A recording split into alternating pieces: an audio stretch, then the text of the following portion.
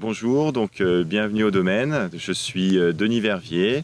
Je suis actuellement dans une de mes vignes à Solutré-Pouilly. On peut voir la fameuse roche de Solutré, là un peu l'emblème du Pouilly-Fuissé. Moi je suis viticulteur sur le domaine et le propriétaire depuis 5 générations de viticulteurs. J'ai une superficie de 12 hectares et demi sur les villages de Solutré-Pouilly et de Fuissé. Pour la petite histoire, mon père est originaire de Solutré-Pouilly, ma mère du village de Fuissé. L'association des deux a encore fait grandir le domaine. Moi j'ai hérité de toutes ces belles parcelles de vignes.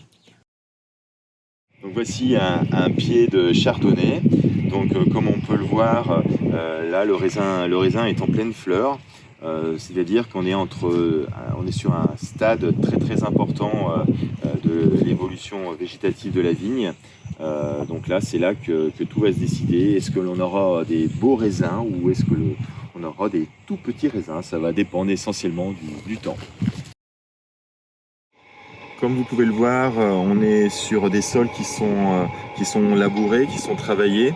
On est rentré dans une démarche environnementale HVE3 qui nous impose un cahier des charges très précis sur les pratiques environnementales à respecter tout au long de l'année. Nous voici au domaine. Je vais vous faire visiter ma cave. Suivez-moi. Je vais vous parler maintenant de la cuvée définition. La cuvée définition 2019, le Pouilly-Fuissé. C'est un vin qui est issu des parcelles que j'ai sélectionnées sur les villages de Solutré-Pouilly pour le côté très argileux du sol, qui va apporter des notes très agrumes avec un joli nez floral. Et on assemble ces parcelles avec des parcelles de Fuissé où on trouve un terroir très calcaire qui vont nous apporter vraiment la structure et un vin très ample et très appétissant. Nous allons déguster maintenant cette cuvée définition 2019.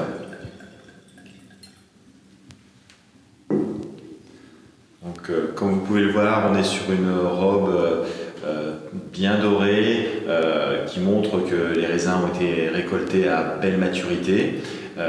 On a quelques petits reflets verts qui nous indiquent qu'on a quand même une acidité qui doit être assez convenable pour nous apporter une bonne fraîcheur.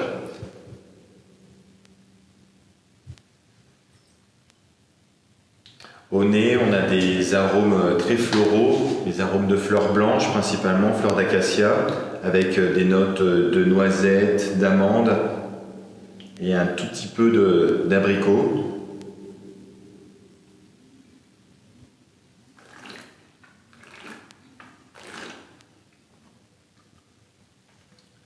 La bouche est assez longue, on a une bonne attaque, on retrouve l'acidité qu'on voyait à la couleur.